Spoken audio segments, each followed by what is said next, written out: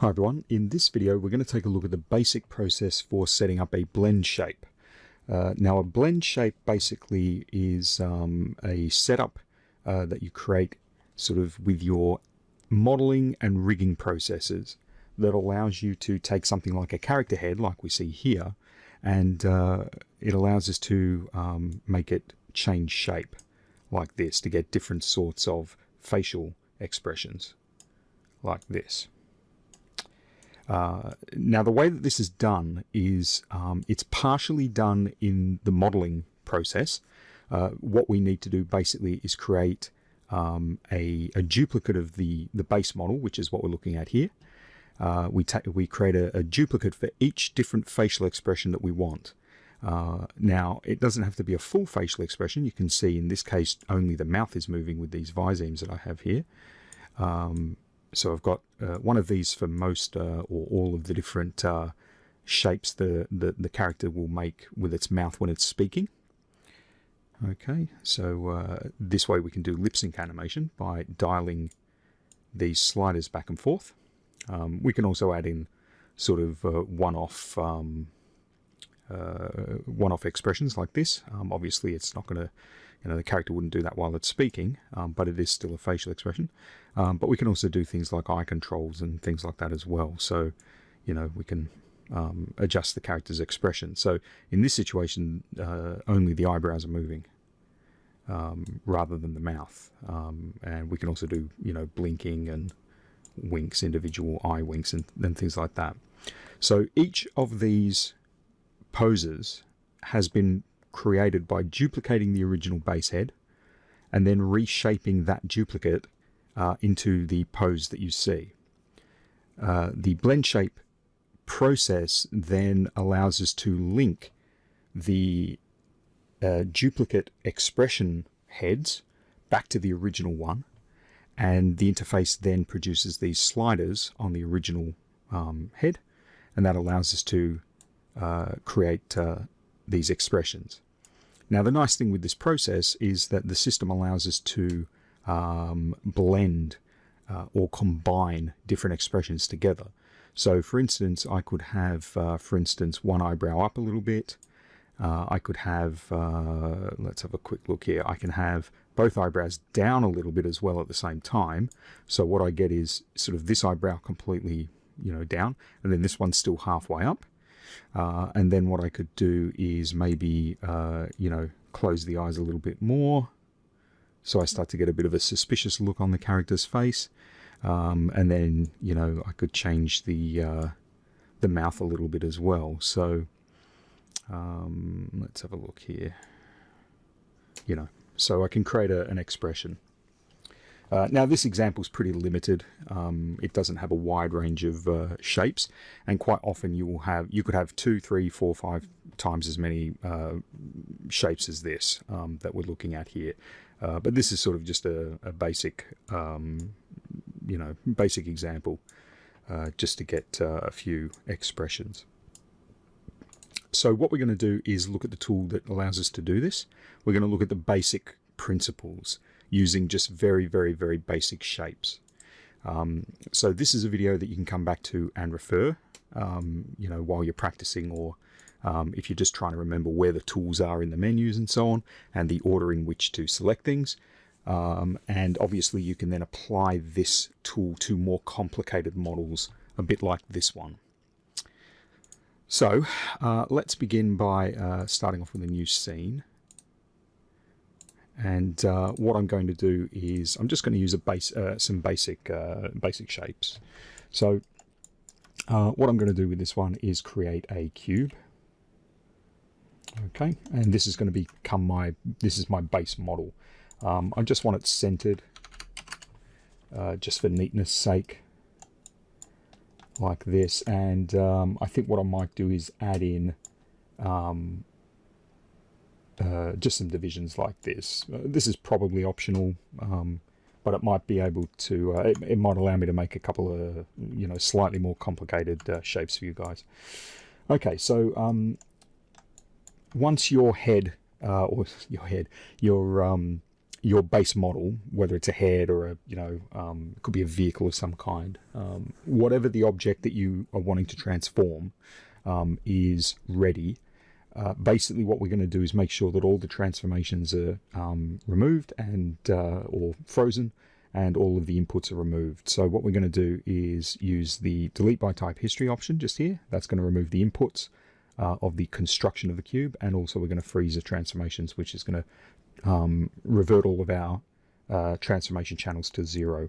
You'll find those also under edit, delete by type history just here, and then freeze transformations is just here underneath modify. There are a couple of other places you can get to those settings, but those are the more common ones. Okay, so usually what we would do is have basically an idea of the different facial expressions we would need, or whatever the different blend shapes are going to be, whatever the different shapes are. I'm probably going to refer to either facial expressions or heads, things like that, a lot, and that's mainly because this is sort of one of the processes that's used most commonly for facial animation. So you'll probably find that I sort of swap those terms out quite a bit. First thing I'm going to do is name this. So I'm going to call this base.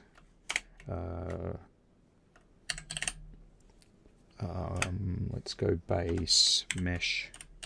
Now what you call this is sort of up to you, but usually what I'll do is, for example, if this was a character's head, I would call this head base mesh, something like that. So I know what the model is, it's the head, and I know that this one is the base model, or the main one, okay?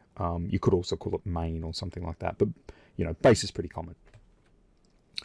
Okay, so now what we're going to do is go through and create duplicates of this model, and we need a duplicate for each of the different blend shapes you want to create. Okay, so what we're going to do here is duplicate the objects. I'm going to go to Edit, Duplicate, Control D on the keyboard, and I'm just going to use the Move tool, and I'm going to move this off to the side. And what I tend to do is leave a bit of a gap like this. Okay. Then if I hit duplicate again, so Shift D, I'm going to move this across a little bit, and then I'm going to hit Shift D like that, and just get a few. All right. Now I might not use all of these. For this example, I probably won't. I might just do a few. But what you would do is duplicate this for as many alternate blend shapes as you need. So if you know that your character is going to have, 5 different facial expressions, then you would duplicate 5 of these. Okay, so now what we're going to do is we're going to go through and modify each of these shapes into the different shapes that we want our base shape to transform into. Okay, now don't forget that this doesn't have to transform the entire shape. Usually what you want to do is sort of be kind of clever about this process, keeping in mind if this was a complicated model like a head, we don't want to necessarily do the entire face into its new position, such as like a smile. Don't forget that, a character that smiles, not only is the mouth going to move, but the eyes, maybe the ears, the nose, the cheeks, and so on. The whole face is going to kind of adjust to create a smiling expression. But what we can do is create some blend shapes for different eye positions. So one with maybe the eyes, both eyes closed, and then one each for the left and the right eye to be closed by themselves. And then we might have, some shapes where we've got maybe the ears in slightly different positions, or the cheeks puffed up a bit more, and so on. And then what we can do is make a whole bunch of other shapes with the different mouth shapes. Okay, so like a smile, a frown, and so on and so forth. So that way, while we're reshaping these duplicates, we're not having to do the entire face every single time. So in essence, if I need to create like a big grin with eyes closed, all I have to do is activate the eyes closed shape and then the big grin mouth shape. Okay. That way I'm only having to sculpt sort of one feature on each of these, rather than, if I want to have like a frown with eyes closed, I don't want to necessarily do, you know, reshape the eyes closed on this and the frown, like the mouth. And then on this one, I want to smile with eyes closed. So then I resculpt the eyes closed and then the mouth smiling on this one. What I can do is just eyes closed on one, and then a frown on one, just with the mouth, and then a smile, just with the mouth on another. And that way I can activate the eyes closed, and then I can change, you know, I can blend from this one to this one, you know, with their sliders, but the eyes would sort of always be activated separately. Can be a bit confusing, but once you know, give it a go, you'll start to kind of see the results. So what you want to do is sort of plan ahead a little bit and decide exactly how many of these you need, and work it out logically so that you're not doing way more different blend shapes than you need to. Okay, so I'm just going to pop the wireframe and shaded on like this, and then I'm going to make some adjustments. So the first one I'm going to do, I'm going to keep these kind of simple to begin with, just for ease. So the first one I'm going to do here is I'm going to scale the box down. I'm just going to make it smaller. Okay, now in order to do this a little bit more easily, I'm going to switch on my scale tool over here on the left hand side, and I want to take the position of the scale handle and I want to level it with the bottom of the box.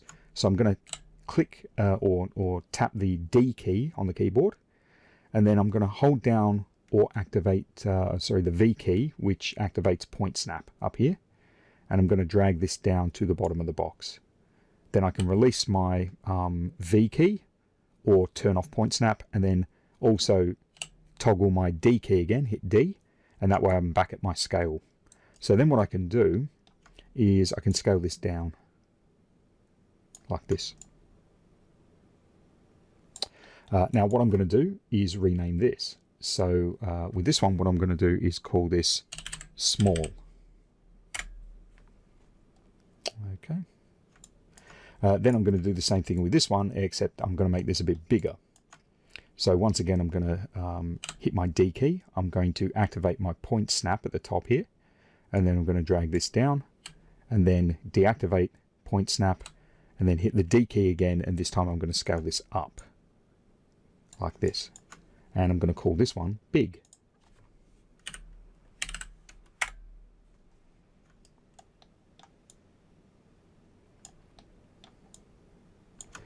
Okay, so with this one, what I'm going to do is I'm going to select all the polygons like this, and I'm going to scale them sort of thinner like this. And then I'm going to grab, let's grab these two, oops, these four at the top, I should say. And I'm going to just drag that up. And I want to sort of keep these a little bit sort of even. So I'm just going to grab the vertices just here. And I'm just going to move those up a bit so they're near the middle. Now don't forget to switch between your selection modes to either select the entire object or select parts of an object, right click and hold, and select either edge, vertex, or face. So faces will allow you to select the actual polygons like these. Vertex will allow you to select the points, okay, either individually or in groups.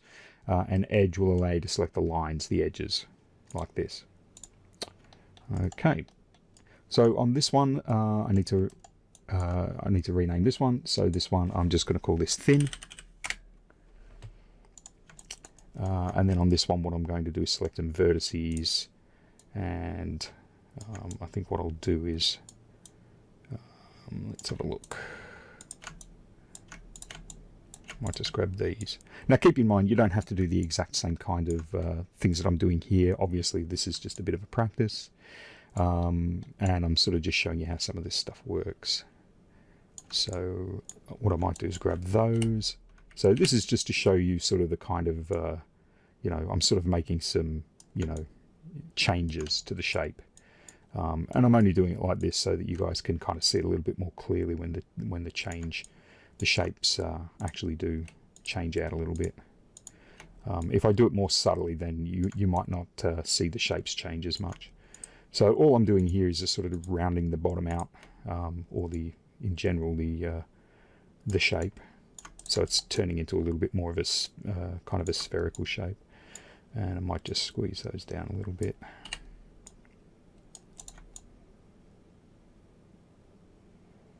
like that.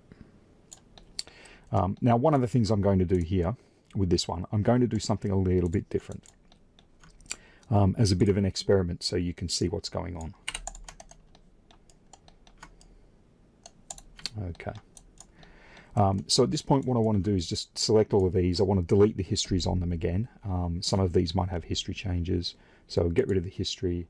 I definitely want to reset the scale values. Okay. With these two, what I did was I actually scaled them. So we've got these scale numbers. And with these ones, I actually changed the position of the points or the vertices within the objects. Okay. This one here, I actually did an extrusion as a bit of an experiment. Generally speaking, this kind of system requires that you don't modify the actual number of vertices or polygons in the object. So by doing an extrusion, I've actually added more polygons in that don't exist in this one. So what we're going to do is take a look to see what kind of potential errors and so on that we may end up getting. So that's something that we're going to take a look at. We'll see what effect it actually has. It's been a while since I've attempted doing something like that, and it was always one of the things that would break the system. So I'm sort of attempting to break this so you can see what happens. So with these ones here, what I'm going to do is just right click on here and come down to freeze and just freeze the scale. So this reverts, but the position is remaining where it is. Like this.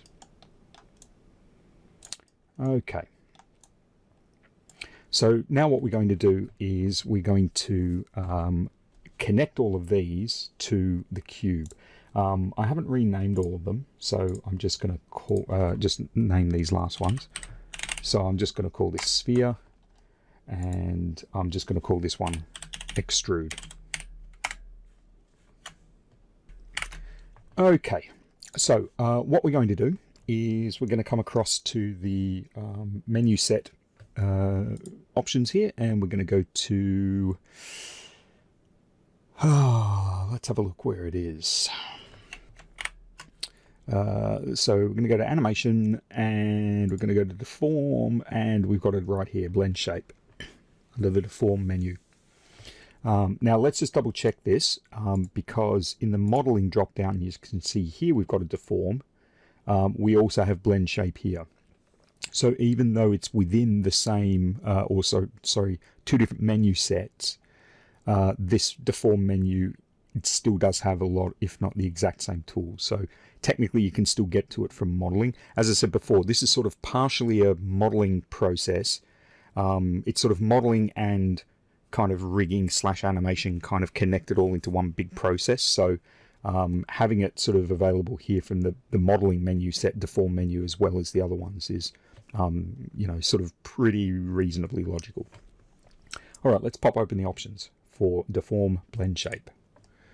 Okay, so the options, okay, pretty reasonably simple here. We've got basic tab, we've got an advanced tab. What I'm going to do here is just go to edit, reset settings, just so that we're definitely sort of at the point that you guys would see. And I'll just move this up here to the side, up top. Okay. So first thing you want to do is specify a name for the blend shape node. So what's going to happen is it's going to link these together. It's going to kind of create a connection between these and the original. And each of these will be sort of a separate connection with the settings that we're going to use. And so what we should end up with is a slider for each individual shape. So in this case, we should end up with like 5 sliders, which we can get to, technically speaking, in the attributes of this object, but we'll actually get to them from the blend shape panel, which will kind of act as the control panel for this. So what we want to do is we just want to give this a name.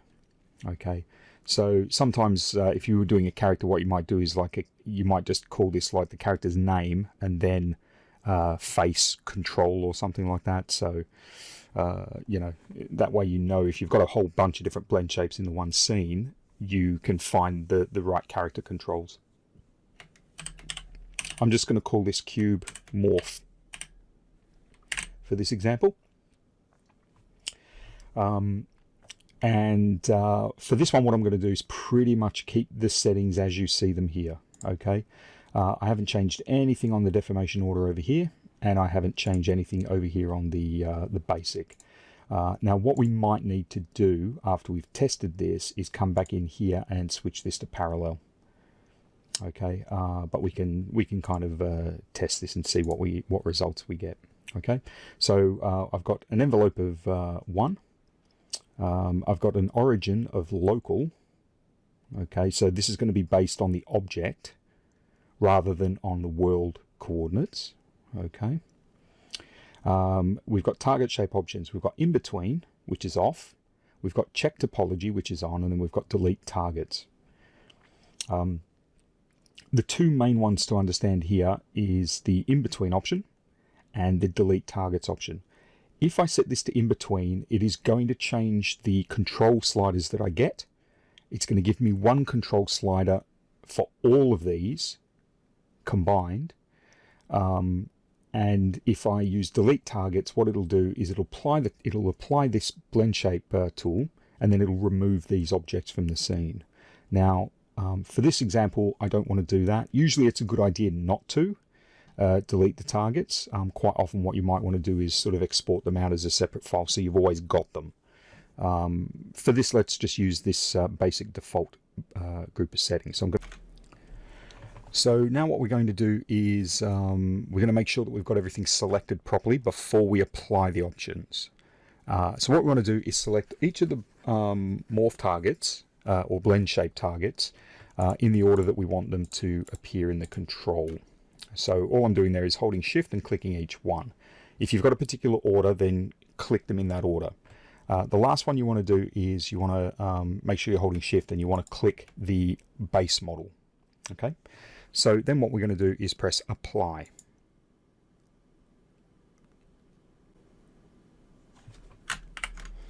Okay, so you can see here what we're getting is an error. It says no deformable object selected.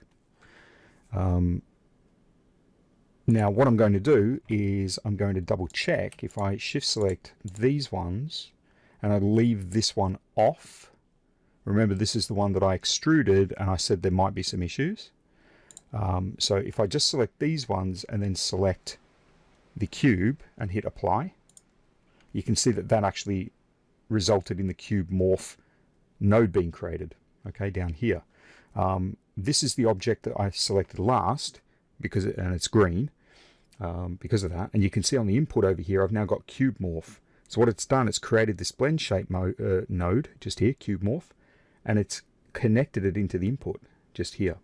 So I think the error was because of this dodgy extruded cube that I did.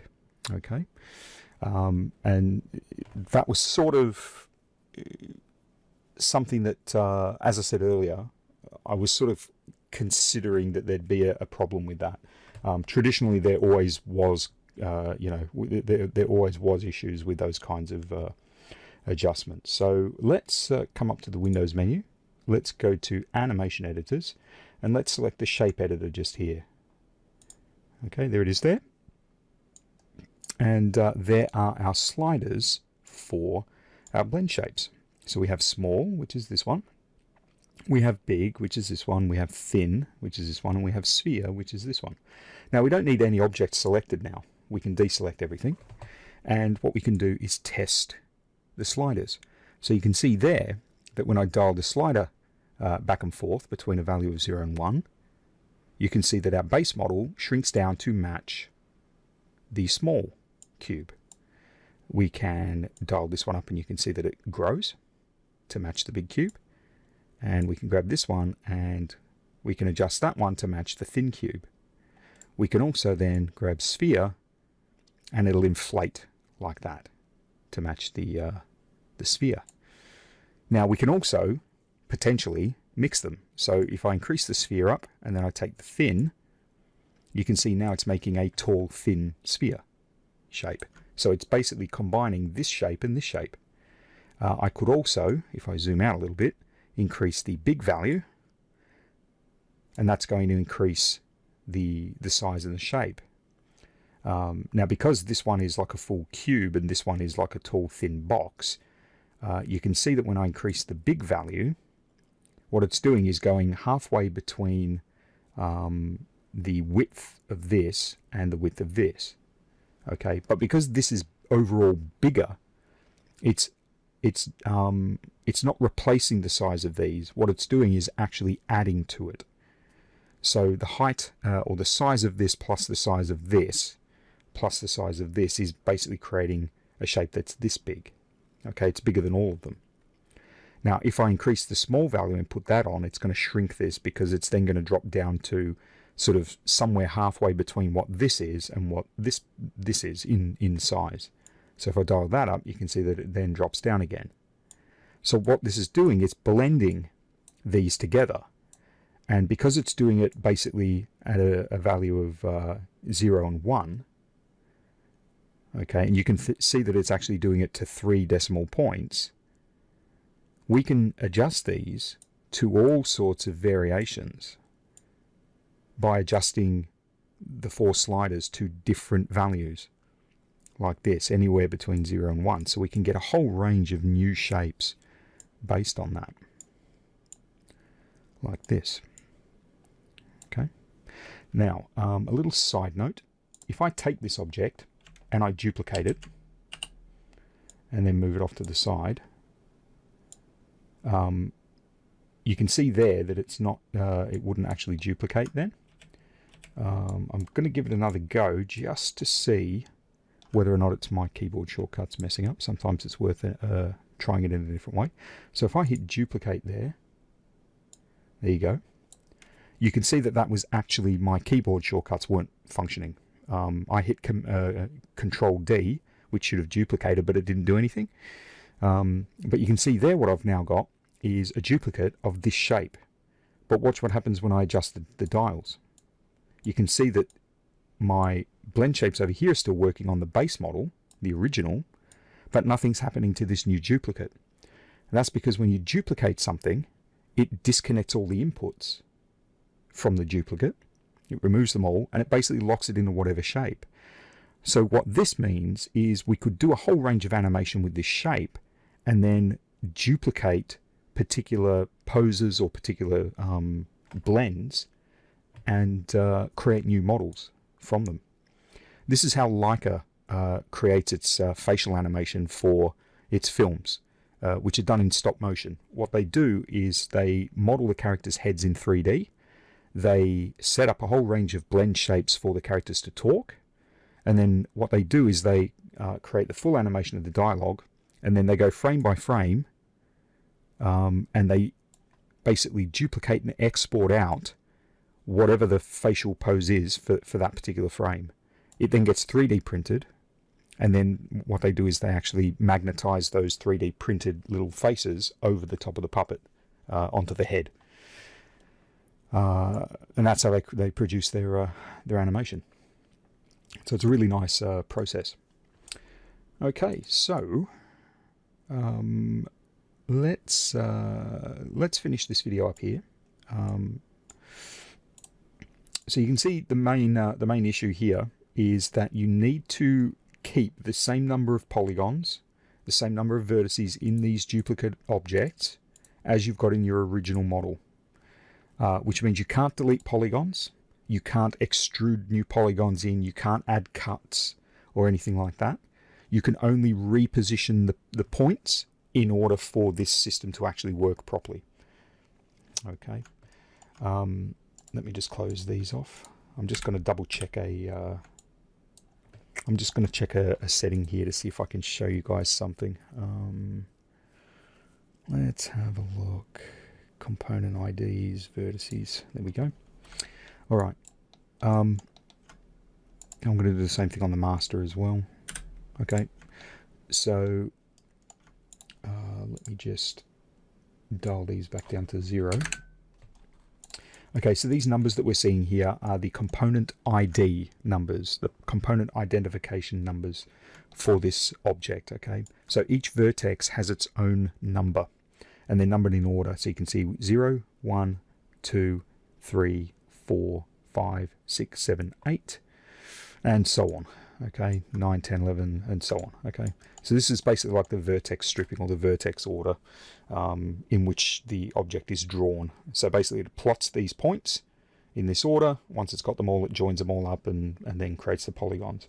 And it does that sort of in a split second when when you're creating the polygon cube with that tool.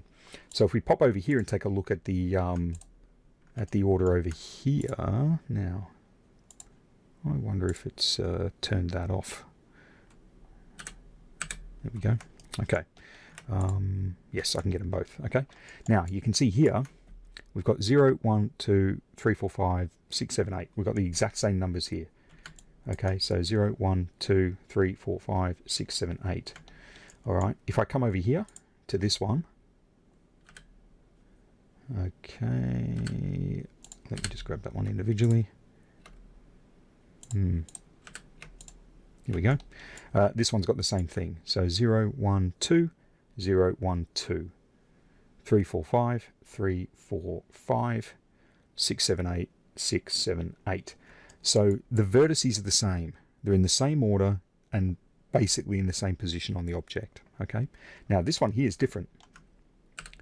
Okay. What we've got is 1, 2, 3.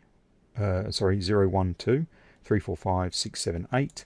9, 10, 11, but you can see that this one goes up to like 28 up here.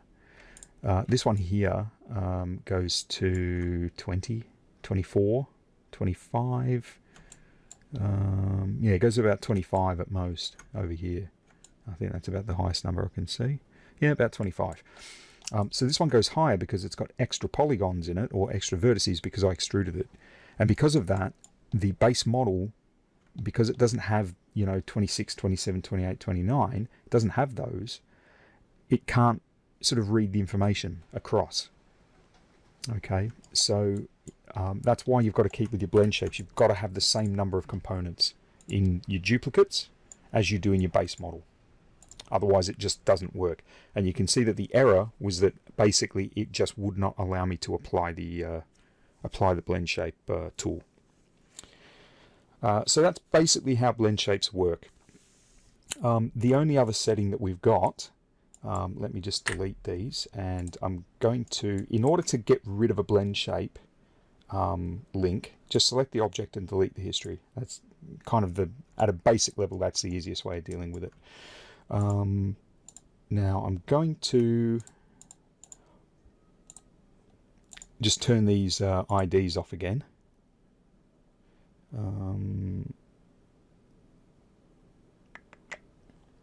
Component IDs, vertices, there we go. All right, so now we're sort of back where we were, and once again I'm going to go into the deform options, blend shape options.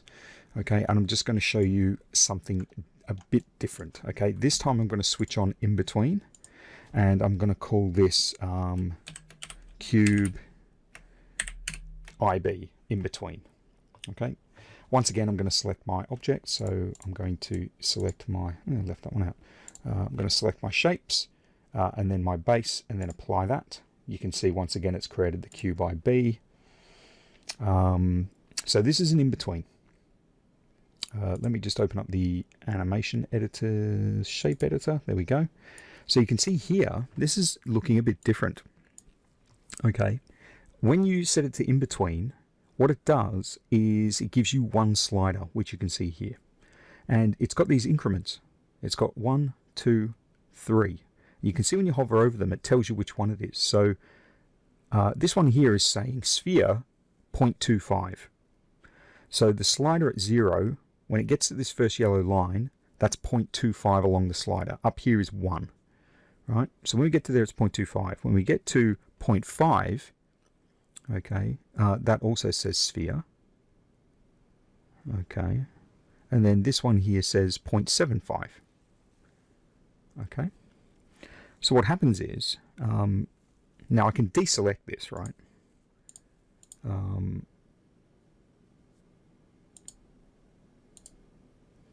Okay, so I can deselect them as usual.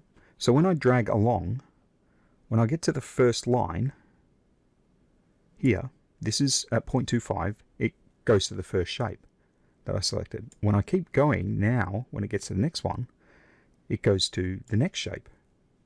And then as I keep dragging, it goes to the next shape. And then when I get to the end, it goes to the last shape. So what it's doing is creating these as in-betweens. Okay, so we start at 0, we start at our shape, and then it basically tracks through each of the shapes until you get to the last one that you selected, like this. Okay, so that's the in-between option, this one just here. Now if we click on this, it expands out, and you can see here it's showing us the positions along the slider, right? Okay, so let's say I want the small size to be a little bit earlier. So what I can do here is set this to 0.1, like that, and it moves the increment. So now this will change very quickly. If I was to just animate this to dial from 0 to 1, okay, just here it's going to change in 0.1. You know, likewise I could change this up to like 0.7 maybe. 0.7. So now it's going to be 0.05 before this one.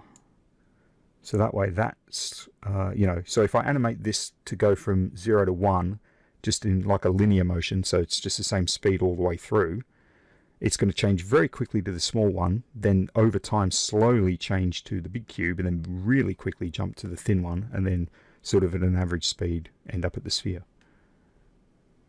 So that's what the in-between system is. So if you've got something that kind of needs to cycle through a bunch of shapes, maybe it needs to kind of go sort of through 3 or 4 shapes and then return back to where it was, then basically you can set them up as in-betweens and just dial back and forth between them. Just animate this to dial up and then dial down, one after the other, and it'll pop through those different shapes. So that's really, really handy. If you want to be able to blend shapes together, you've got to turn in between off, like we did with the first example, and that's where you get a slider for each one, and you can dial them all up and down sort of at different values to change the expressions or the shapes that you're getting. So that's the basic principle with your blend shape options and your shape editor control panel. So this video has gone on for quite a bit, so we're going to leave this one here, and I'll see you soon.